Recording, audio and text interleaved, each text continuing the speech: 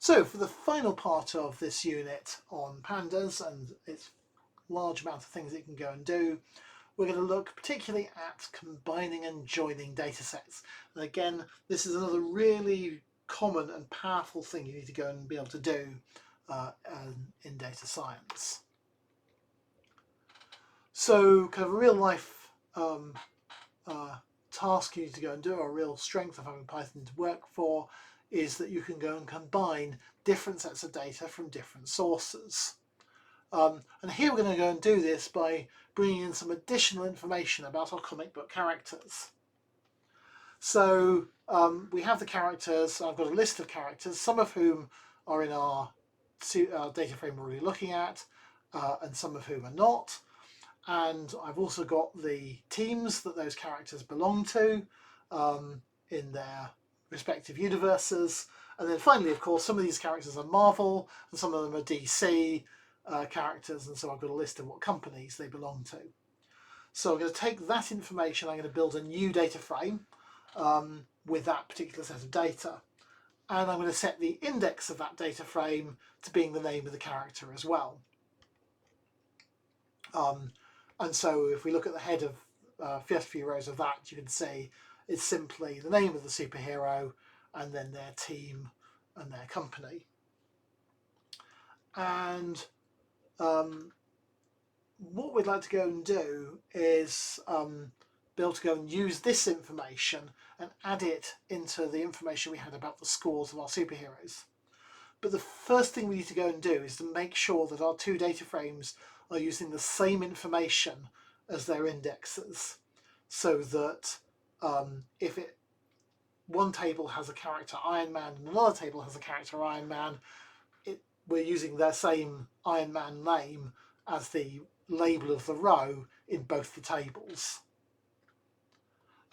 So we might have to tidy up any inconsistencies between the data we're handling for the names of the indexes. So for example, things might be if you've got extra characters in the name, or you've got something about capitalization of the name, something like that, then you might have to go and change it around. So for example, if we're doing this with real people, you might find that in one table you had first name, last name, and the other table it was last name, comma, first name.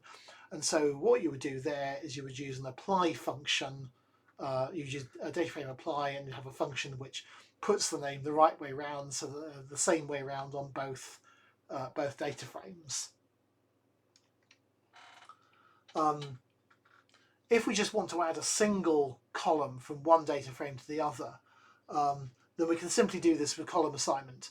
So when you pass into Pandas to assign to a column a series, Pandas will look at the labels to try and line the labels up correctly. So in this case here, I've simply added team from one data frame into team, a new team column on the other one.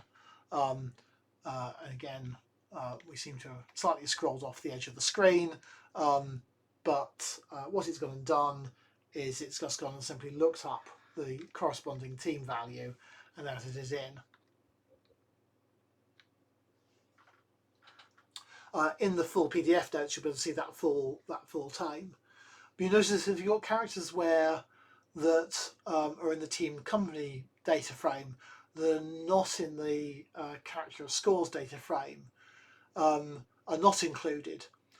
But on the other hand, Black Widow, who is in the character data frame, is not in the teams and company data frame, and so we end up with a not a number value, a missing value to do that.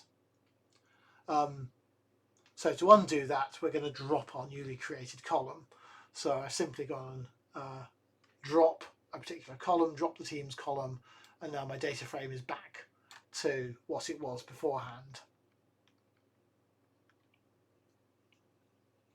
If we want to combine all of the columns from both data frames, then we want to join them.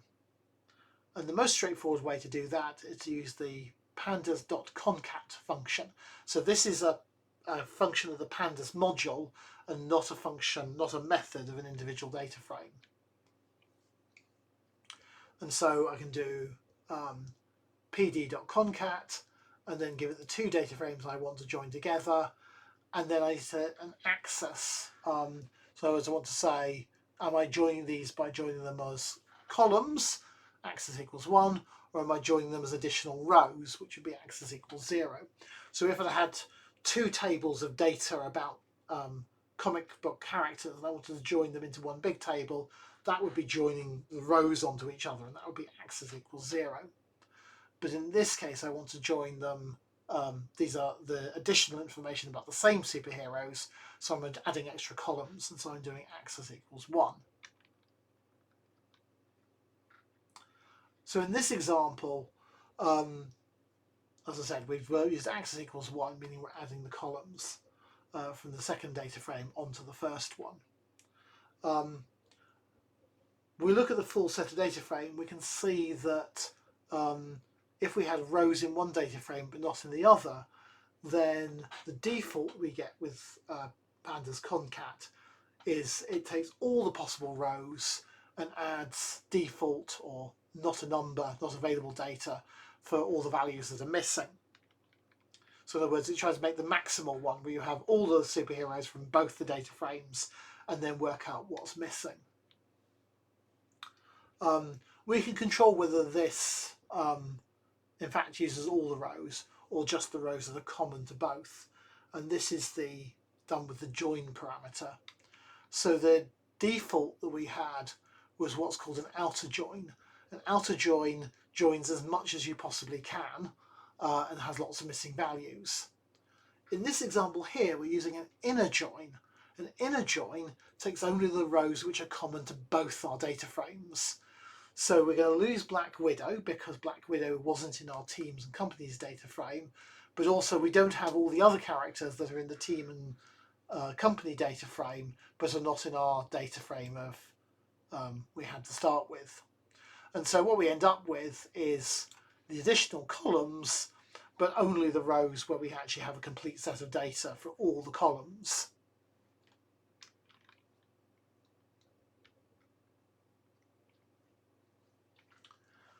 So now we can go and use that information from both the data sources to answer questions like, are Marvel characters better than DC ones?